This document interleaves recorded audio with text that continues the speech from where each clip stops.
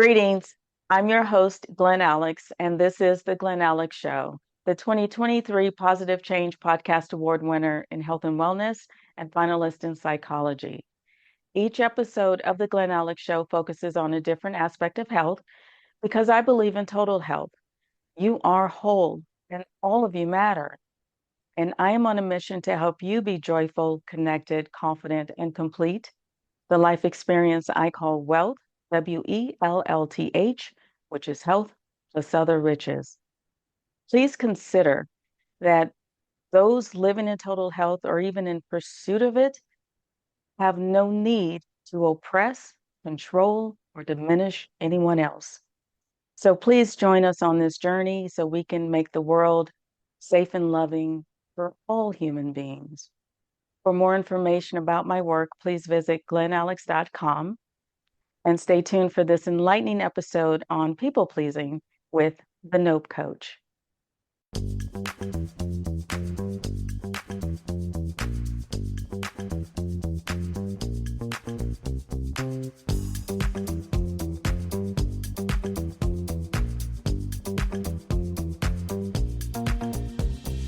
Welcome to the Glen Alex Show, where your health matters, set your mind, let it flow. Joyful, connected, confident, complete. Let Glen Alex help you back on your feet. The Glen Alex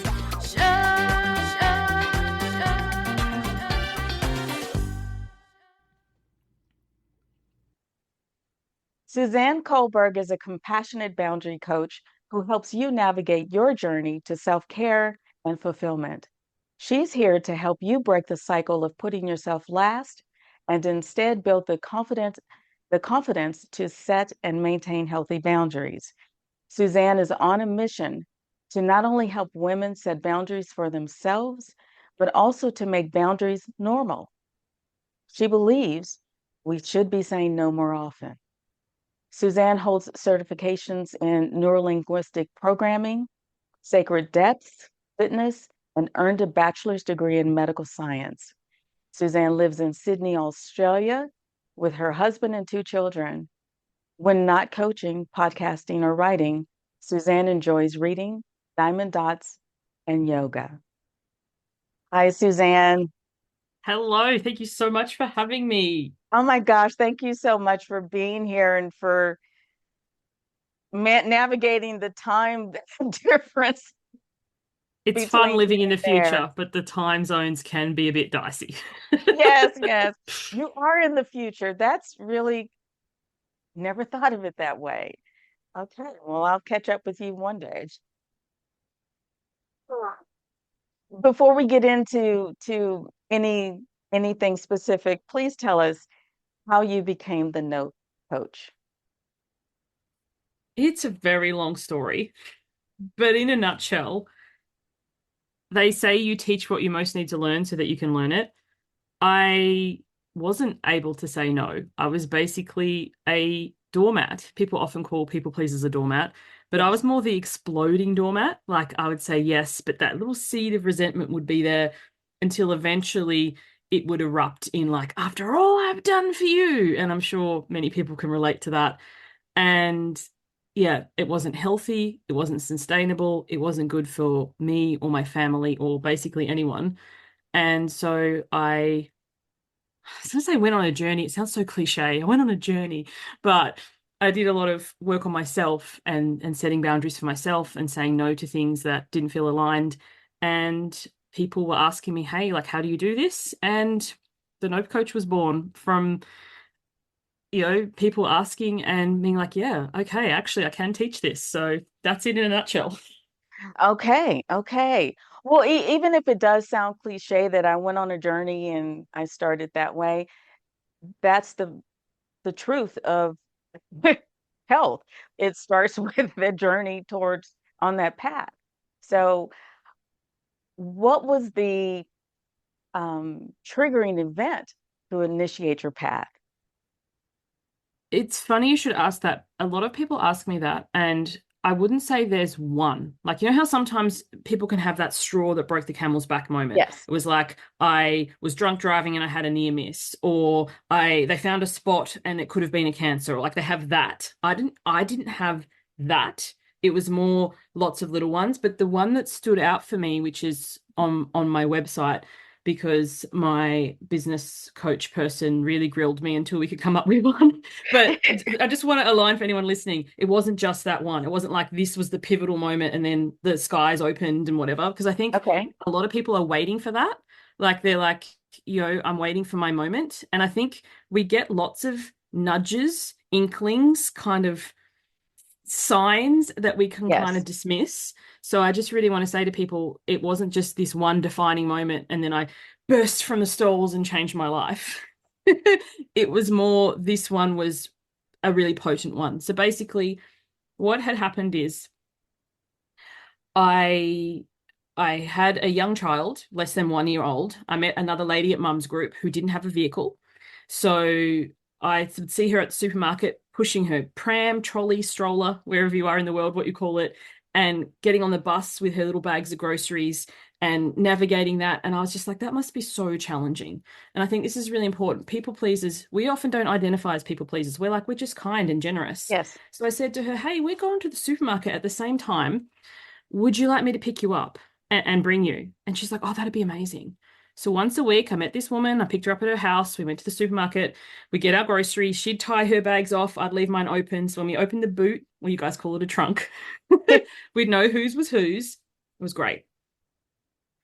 What began to happen over a period of time is she would message midweek and go, oh, I've run out of bread or milk or nappies. Do you mind running me to the shop? We call the supermarket here a shop. I've got to Okay. translate Australianism for you guys. And I was like, yeah, there's no worries. And honestly, that wasn't. But once a week became twice a week, became every other day, became, hey, my in-laws are visiting from interstate. Do you mind going to the airport to pick them up? Oh my goodness.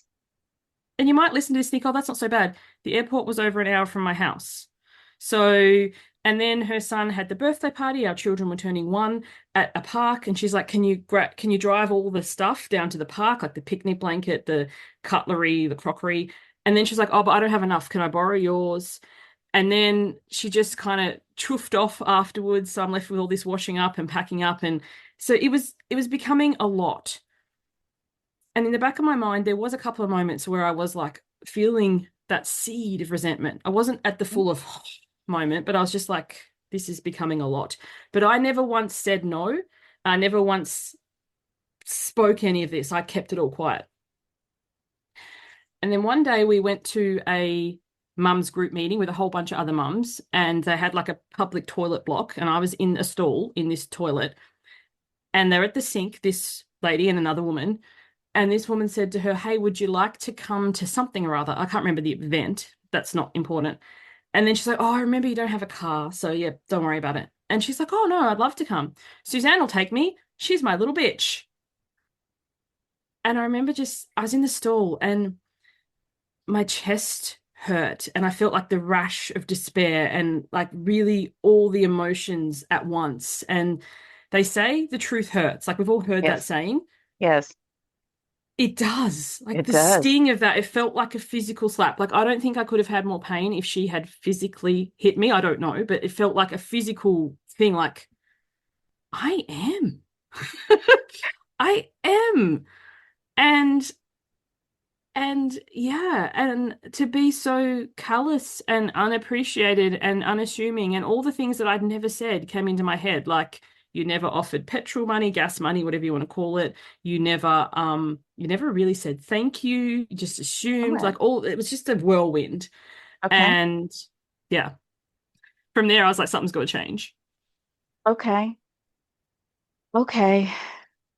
Well, and in that story, um, you, you there's a clear escalation of demands and disrespect from the person you were helping. And I work with I work with boundaries a lot with my clients. I work with adults who are experiencing depression and anxiety, and they will often overlook that escalation. And like you said, there are nudges and signs along the way that it's important for us to start paying attention to. So, how do you work with your clients to start identifying what their boundary issues are and what's the first step in changing that? People often ask me if I have a blueprint or a framework or something, and I don't, not because there aren't common things, but because it's going Mhm. to be very unique to the individual, also culturally, what the relation, like what is good for you for other people will be like, I'm wholly unavailable for that. But in general, first step when I'm working with people is talking to them, is listening to their stories, is having them share, and then asking, is this what you'd like? Because sometimes we just get ourselves into situations. Like if someone had said to me, and this, I love how you brought the escalation of this. If this lady had gone from once a week taking her to the supermarket to every other day running to the airport, organizing a birthday party, whatever, of course it would Yes. have been no. That's too much. But it doesn't happen like that. No. Often it happens like this, one extra thing, and people are like, "Oh, you don't mind. You did it last time. It'll be just this once." And you kind of think, "Oh yeah, all right." And you kind of get swept along. So it's people doing some sort of inventory of what's happening right now and what they'd like instead. And often people don't know what they would like because they just know what they don't like. So what kind of things would you like to stop? Like, I don't want my sister to ring me and emotionally dump on me. Like I want her to ask, say, are you available to hear this today? Or am I even the right person for this? Because I think sometimes we inadvertently become the unpaid sounding board. Like I wouldn't say therapist, I don't want to, but become somebody's everything. And it's not in service to either of us. But we don't want to interrupt them because like, they need this thing. But we also it's not helping the relationship, or we might have our own stuff going on. And I think sometimes we're not mindful of that. Like I teach people in the very beginning to communicate before anyone starts on their vent, emotional dump, or whatever. Are you able to listen to this today? And Yes. that can be so hard, but it's so rewarding because then people will be like, I actually have to take the other person's needs into consideration before I let loose. Yes. Yes. Well, I mean, I think it's great that you personalize your approach with clients. We are unique individuals and have different needs and perspectives. And yet there is still a common denominator to people pleasing and to unhealthy boundaries. So as you dive into that, is there what is the common denominator for you? That's a really great question. I think the biggest common denominator with the people I work with is they want people to like them. So if I say no, then potentially you won't like me. Mhm. And that I think that's a myth because when we really unpack it, we can find that you like people more for their honesty. Yes. And the second part is they want to avoid confrontation at all costs. Because maybe in the past they've had the experience where speaking up for themselves has been seen as a confrontation. But when you really understand it, if someone says, "Hey, can you do this?" and you say no, they can ask someone else. Like if they're hanging off a cliff and they're holding on for dear life, can you help me? Of course. Like don't be like, "Oh, you'll Right. find someone else." But Right. can you pick my parents in law from the airport? Not this week, I'm not available. They could ask someone else, they could hire a taxi, they could look at public Yes. transport, they could get an Uber. Do you know what I mean? Like a lot of these Yes. situations aren't the literal life and death. Oh my gosh, I'm abandoning someone. They're just like, they might be put out a bit, but when you're putting yourself out to accommodate them, that's when it becomes unhealthy. Especially when they can handle it themselves, when they are capable of solving their own problems. A Yes. hundred percent. And I find too that there's massive inappropriate guilt for not being able to do for others what they can do for themselves. People can get nasty. Not always. Sometimes they can. I think when I was chatting with you earlier, I can't remember before we recorded, but maybe I didn't. So my sister lives in another state, like my whole family does. We live in Sydney. Our family's from Tasmania, that little island down the bottom. Okay. And she came to visit us. She loves the netball. She's like absolute netball mad. And she was bringing her daughter, who lives in Canberra. So she had a car and they were going to drive from here to the netball. It's about 45 minutes. And I said, make sure you book parking. Like Sydney's not like Tasmania. If you don't pre-book parking, you're in trouble. Okay. And they're like, yeah, yeah, sure. On the day, I was like, so did you pre-book the parking? And they're like, no. And I'm like, you will not get a park. Oh, it will be fine. And I'm like, seriously, call. Anyway, long story short, they called. There was no parking. And they're like, can you drop me off? I was like, no, I cannot. Oh, but you work for yourself. Like you can just, rearrange your day and whatever. Oh my I'm not gosh. driving 45 minutes out of my way to drop you at netball when I told you to To pre-book call the ahead. parking. Yes. I'll drop you at the train station. That's like 5 minutes from my house. And any what's that show? Yellowstone fans in the house. Not that kind of train station. Do you know Yellowstone, the TV show? I don't watch it now. The train station's code for you going to push him off a cliff. Not that. The actual train station. Like I'll drop you at the train station. It's about an hour on the train, and then I can pick you up. It's like, well, I don't want to catch a train. And it's like, and this is Okay. my problem. How? And she kind Right. of got a little bit stroppy with me. She's like, but you work from home. I'm like, yeah, I'm working. I Right. don't, I'm not putting my workday on hold to take you to an event, to sit around for 2 hours while you watch the netball, to drive home. It's not my problem. If you don't want to catch a train, catch an Uber, catch a taxi. I don't want to pay for that. Once again, I love you, not my issue. Right. Right. So do you find that in um, throwing up your own boundaries and in working with clients that there's that initial pushback and resistance? Do their loved ones tend to catch on though and adjust appropriately? Yeah. When I work with people, I really encourage them when you start setting your boundaries, set them with people who don't yet know you because they don't know any other version of you. So, Okay. new people coming into your life, it's so easy because they're just like, oh, this is how she does things. Okay. And then they can choose to select in or select out. When Right. it's family and loved ones, it's different because they're used to the you who would drop everything and drive you to the netball and sit in the car reading a book and then wait for you with ice cream. And when it's like, oh, wow, you've changed. I hear that a lot. Well, I used to, not so much. I've been doing this a while. You've changed. And I used to get kind of hurt by that or stung. And now I'm like, no, I've just become even more me because I never wanted to do these things. I was just being Okay. nice. Oh, Or, but if I had nothing on, it'd be different. Like if I had nothing on that day, sure, I don't mind. But, to ask people to stop doing what they're doing, and even if it's not work, what if my plan was to read a book, but I was really looking forward to it? The kids are at right. school, I've got my time. Like we don't have a lot of downtime because we're always looking after others. So to answer Right. your question, strangers first, then family, and with family, often you'll need to gently remind them many times because people forget. If you've spent years or decades being this one way, and then Hmm. suddenly like, oh, this is how we do things, they're Right. not out to get you. They're not nefarious. They're just forgotten. And it's unfamiliar to them. Yes, it's new. It is My new. daughter's learning to roller skate right now, and the amount of falls she's taken in that first week, we're in our second week now. She's so much better. But boundaries are like that too. They're clunky, they're awkward, they're a bit uncomfortable in the beginning.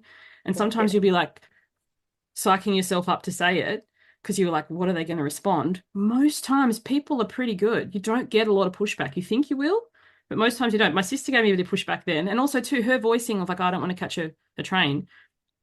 It's not on me to solve or fix. Like sometimes you can Right. take that as like an attack. It's like it's just her voicing her thoughts. I want to catch a train. Oh well, there's other things you can do. Or you can catch a taxi. Well, I don't want to pay for that. I don't think anybody does. But it doesn't mean that it's mine to fix, you know? Right. Exactly. Exactly. Another translation, please. Yes. What is netball? Oh, you guys don't know netball? So I don't know that basketball with term. the basketball, the sport where you dribble? Uh-huh. Netball is like basketball, except they don't dribble the ball. They just throw and catch. It's a sport. Oh, so you can't put the ball on the floor? No. There's 7 players instead of 5. I think basketball has Okay. 5. Five, And you're not yes. allowed all over the court. You have different areas where you have to, depending on the position that you play. Oh, and they throw and interesting. catch. And as soon as you catch, you can't move. If you move, that's called traveling, and the ball goes to the other team. So it's absolutely Okay. horrific on people's knees because you're running really fast and then you catch the ball and you've got to stop still. Okay. So yeah, it's amazing sport to watch, but it can be really bad on the knees. Okay. I'll have to YouTube that and check it out because I'd never heard that term before. The Australian Okay. team is the Diamonds. It's like one of the best teams in the world, and my sister's obsessed with them. Okay. Now you have something also on your website where it's no to others and yes to self. Yes. Explain that. So, if anyone listening, if you're not driving or safe to do so, if you can tear off a little piece of paper, have you got a little piece of paper handy, Glen Alex? You can do this too if you like. Um, yes. And notice anyone's challenge to tearing something out. It's always like, oh my gosh, I can't ruin it. Scrap piece of paper, preferably a square, but it doesn't matter so much. And on one side of the piece of paper, write yes, Okay. and then flip it over on the other side, write no. Okay.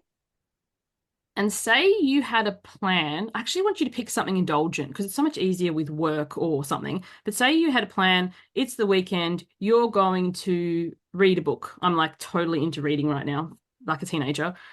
And someone comes over to you and says, hey, Glen Alex, can you take me to the pharmacy to pick up my script? Now, if you hold that little piece of paper out to them to say yes, what are you saying to yourself? No. So Oh, this little piece of paper, it's so simple, but and it's simple is not always effective. simplistic. It's like when you say yes to others, what are you saying to you? Especially if it's things that people want to do for their health, going to the gym, meditating, journaling, the things that are really for self. And someone can help me with my homework, kids are bickering, the neighbors, whatever it is. It's so easy to go, yeah, sure. And then you're saying no to you. So it's like when you say yes to yourself, you often do have to say no to others. Not no, not ever, just Right. no, not right Not now. not right now.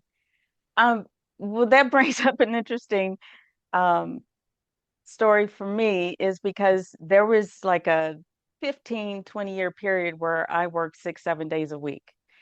And so I would take at least one Sunday a month, and I called it Glen Day, where I slept in, I ate when I wanted to, I watched whatever I wanted to. I still did some administrative work, but it was on my own time. And that was so relaxing and it was so calming for me that I often refused to do other things because I didn't want to give up my Glen Day because I needed that downtime. So I think this is a very effective tool to use and to make it clear to people that when you do say yes to someone else, you are saying no to yourself. Make that a conscious choice. 100%. You can get your family on board with this. And obviously, once again, it's going to take some training, for like a better way of putting it. So my children, they are 9 and 11, so the tween years. And I have this little piece of paper, except A4, like a Okay. big A4 sign outside my office Okay. that literally says yes and no, and I turn it on the it's just on the floor. It's not, And if it says no, they can't come in unless there's blood or bone, like, an actual emergency. Like right now, I'm Right. recording this with you. I can't have them busting in about whatever it is they have going on. Right. When you first start this, because people say to me, I can't do this, I've got kids. I'm like, I've been doing this with my kids since they were 4 and 6 for Hmm. shorter periods then, because obviously they didn't have the cognizant to understand what they do now. But I remember first explaining it and I thought they got it. And I said, don't interrupt me unless it's important. And they're like, okay, yeah, yeah. I failed to define what important meant. So here I am, I'm starting to write a blog post and typing away. My daughter comes busting in. I'm like, is it important? She's like, yeah. I'm like, okay, what is it? I can fit 27 blueberries in my mouth. I'm like, we have a very different definition of what important means. So I think sometimes people say to me, oh, I tried to set boundaries. I tried. It's like, but we use words without seeing, does the other people understand it? Like another thing Yes. too, I never ask my husband anything if he's on his Xbox. If he's Hmm. gaming, he would say yes to me booking us a world cruise tomorrow. He's not paying any attention. And Yes. then later on, I get all mad at him. Like, why didn't you sweep the porch? What do you mean? I asked you to do it. When? When he was watching his Xbox. He's, whatever. So make sure that you have the person's full attention and make sure Yes. not in a condescending way, like repeat that back to me, but like, okay, so what's some examples of important? Or if you know, because failure to communicate, maybe it's because I work with an international audience, but so often we say stuff and the other person doesn't want to appear dumb or you think they get it, Hmm. and then later on they give you something and you're like, yeah, we've had a total failure to communicate here. So Yes. often boundary mishaps are simply that. Communication is huge because I have clients who say, well, I want to be respected. And I'm like, well, what does that look like? I don't know what that means. Respect to you might mean X, and to me it means Y. So how is this other person you're struggling with know what it is, what you consider respectful? So it's be clear, use clear language, don't be vague. And that will help them understand and minimize their interpretation of what you're saying. Well, 100%, like respectful, such a great example. So I went to Japan when I was a teenager. In Australia, we don't sniff. Like that's considered disrespectful. You would get a handkerchief or a tissue or something and blow your nose. Over Okay. there, blowing your nose in public is rude. And whenever we went anywhere, I was like, why is everyone staring at me? Because I tend to get allergies. And I was like, oh, that is the height of disrespect. Or even, how you hold your cutlery, or when you go into a house, like having your shoes Uh-huh. off or shoes on, that can be cultural, but also can be individual. Like for me, Yes. if you're meeting me and we're meeting at 1, I expect you there at 1, not 10 past, not 15 minutes past, not Right. half an hour. And if you're not going to be there at 1, I expect a text message to Okay. say, I'm running late, because that Right. only takes a second. Whereas other people, like my sister, I love her dearly. This is another sister, I've got three. If she said, I'll meet you at 1-ish, she'd say this, she'll say 1-ish. So I've learned, no, no, no, not 1-ish, 1. One. Because 1-ish to her can mean anytime up to 2:30. I'm fuming. And she's like, oh, I said 1-ish. Yes. Clarity. Clarity. Now, you also talk about on your website about people pleasing being enabling.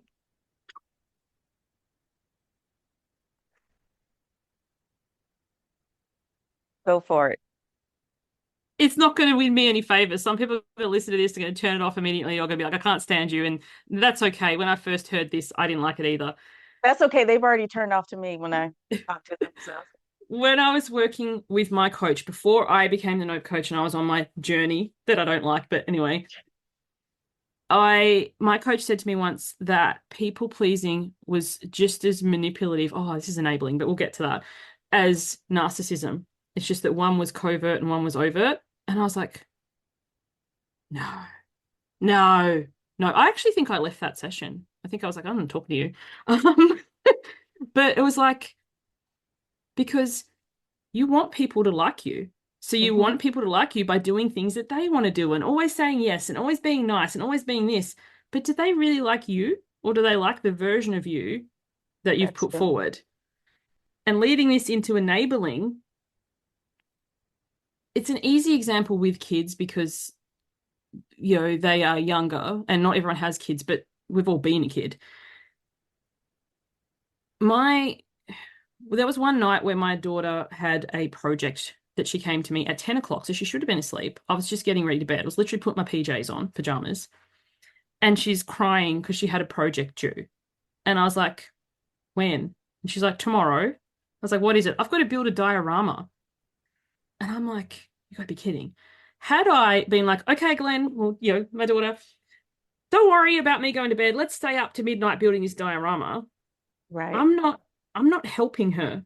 I'm Right. enabling her to not learn that she time management and project management. And also she's in primary school. It's not that big of a deal if she gets a bad grade. Like it's never fun, but I think sometimes we don't want people to have the repercussions of their own actions. So we step in as this savior, but we're enabling them to next time. If I'd done that next time, do you think she would have been like, so now when she gets a project, the second she gets it, like she's got a project, this roller skating thing I was telling you about earlier, that's a school, they've got to do a passion project. Every day after school, we've been out in the laneway with her practicing and taking little recordings. So this is legitimate, rather than the day before the project's due, getting her to change clothes 5 times so we can record. It's like, no, no, I am not available for this. So when we step in, to, drive them to the airport or take them to the netball game or do their project or whatever it is, we're actually enabling their not being organized and then taking it on as their own. You are preaching to the choir because I also teach that with my clients that when you try to protect people from the consequences of their choices, you inhibit them from learning. And so what they get from that is that they don't have to take responsibility for what they're responsible for.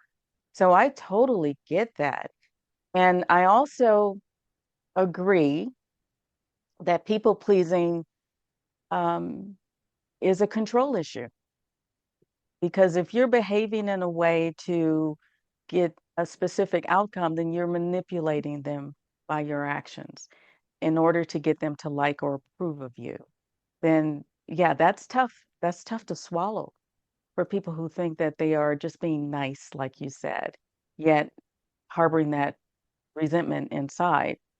It's a manipulation and it hurts everyone involved. So you're preaching to the choir. Thank you for saying that.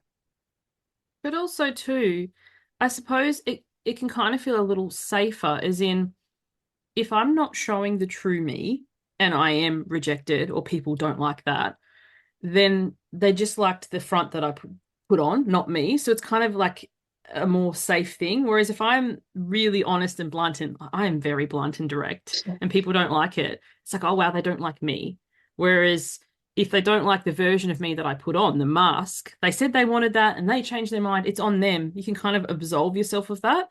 There are Right? just going to be people who don't like you. Like that's it hurts, it stings, but think about it. Do you like everyone? No, and it's So okay. it's It's okay. okay. Yeah, you can't please everyone, and I don't even want to. Yeah. Like I look at some, I'm not the one who'd be in the comments or whatever. Like I just tend to stay away from all that. But I just look at some stuff and I'm like, this is not for me. Next. Yes, Rather yes, than getting all hung up in how you should change this so that if you do this, I would like you. It's like, well, instead of telling someone how they should be so I can be with them, couldn't I just go find where I want to be or create the space that I want to be in? Like that just seems like a lot less work to me. it is a lot less work. It really is a lot less work.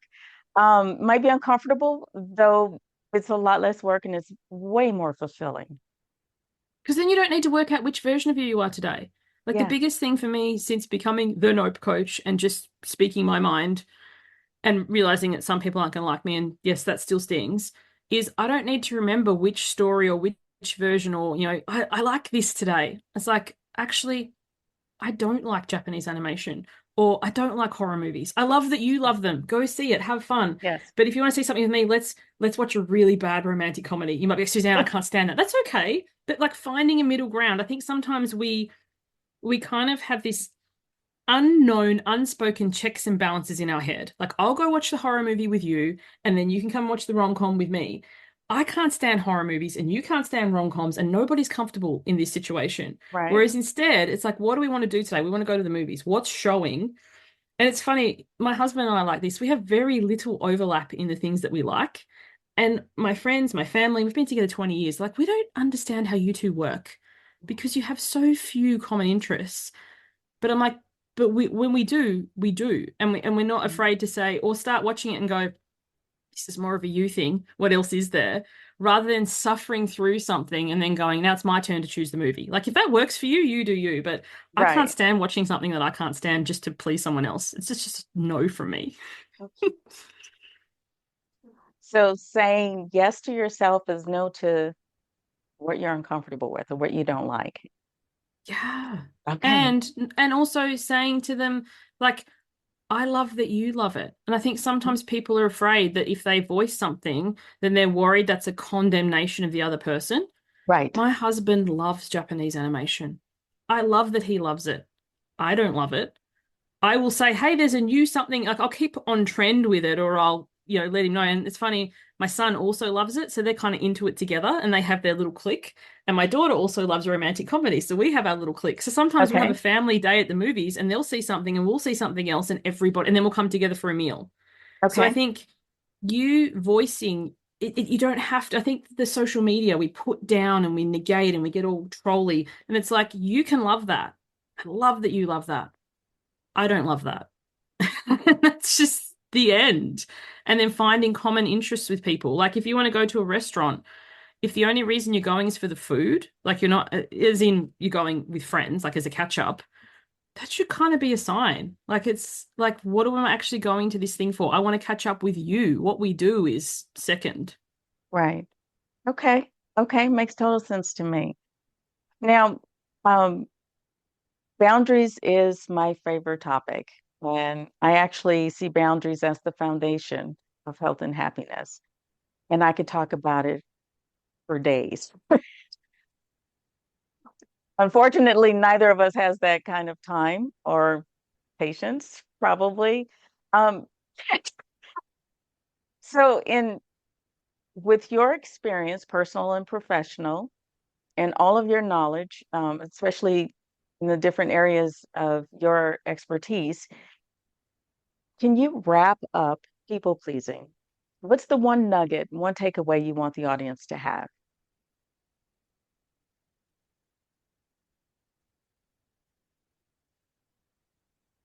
The biggest thing that comes to mind with that is please yourself.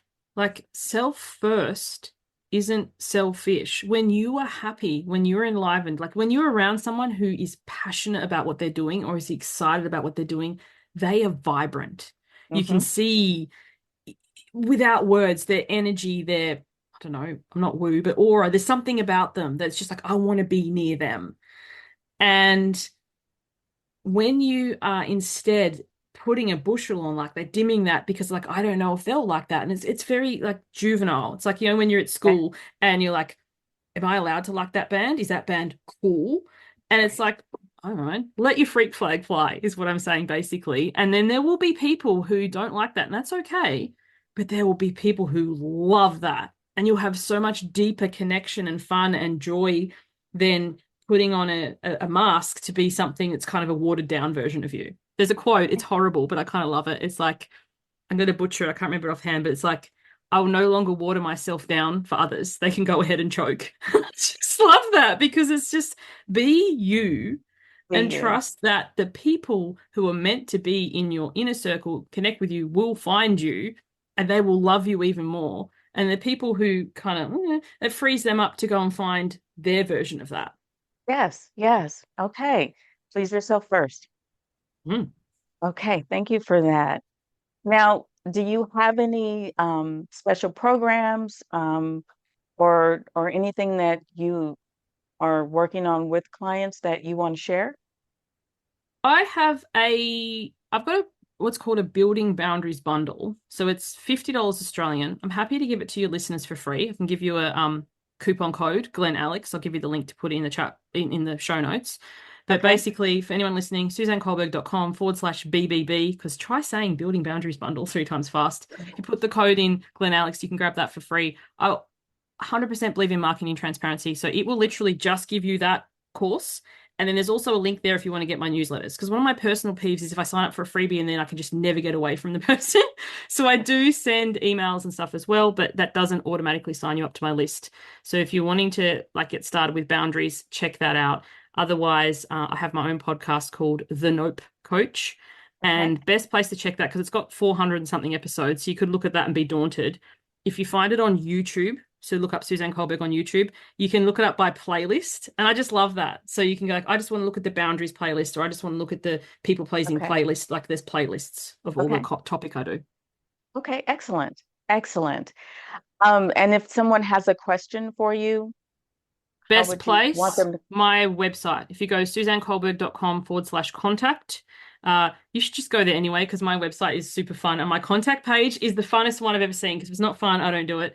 Um, and send me a message. I will write back to you. I respond to everyone. I don't use social media. So although I am on the platforms, I don't check my DMs. I can't stand DMs. They drive me crazy. But in a contact Okay. form on my website, you got me. Okay. Excellent. Excellent. Suzanne, thank you so much for your time and sharing your experience and your humor and your wisdom and for translating. I speak two languages, English, Yes, like Australian English and American English, and maybe UK English. I could say I'm multilingual in English. yes, you are. You are. Thank you for having me. You are welcome. You take care. You too. Okay. Bye. Thank you for tuning in to this episode of The Glen Alex Show. We hope you learned that people pleasing is a poor emotional boundary and causes you more harm than good. Please like, subscribe, and share. Refresh your spirit with a nourishing thought.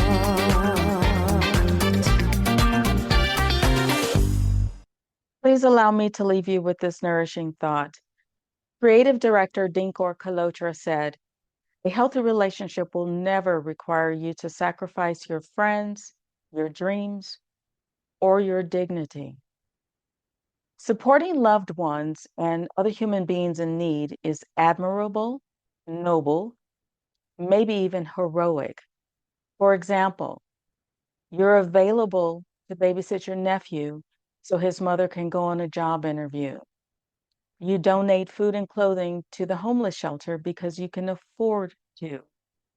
You leave work to pick up prescriptions for your mother because her illness has her confined to bed. All of these are healthy and caring acts for your loved ones, and they fulfill the human need for giving. And I applaud you. However, healthy giving becomes unhealthy with people pleasing, which is a core emotional boundary that presents as not speaking up for yourself when appropriate and going against your better judgment and needs to make someone else happy. The goal of people pleasing is to get love and or approval. So the strategy is to give in, to keep someone from being mad at you or to make someone like you. This requires controlling other people's emotions, reactions, and choices. Yes, I see people pleasing as a control issue based on poor boundaries. And people pleasing is very unrealistic because you don't have control over other people's emotions, reactions, or choices. You only control what you think, feel, do, and say. In fact, what typically happens with people pleasing is the person you're giving into uses your poor boundaries against you to continue getting what they want from you without giving back. And that often leads to anxiety and depression because your realistic needs go unmet. And these individuals just continue to demand more and more from you without giving you the love, approval, respect that you seek. So you can learn how to set and maintain healthy boundaries on every level so you can live fully and experience authentic love and joy. To learn more about people pleasing and healthy boundaries, please visit glenalex.com and order your copy of my 3-time award winning book and book your free consultation with me to address your boundary issues. Then tune into the next episode of The Glen Alex Show. And until next time, be well.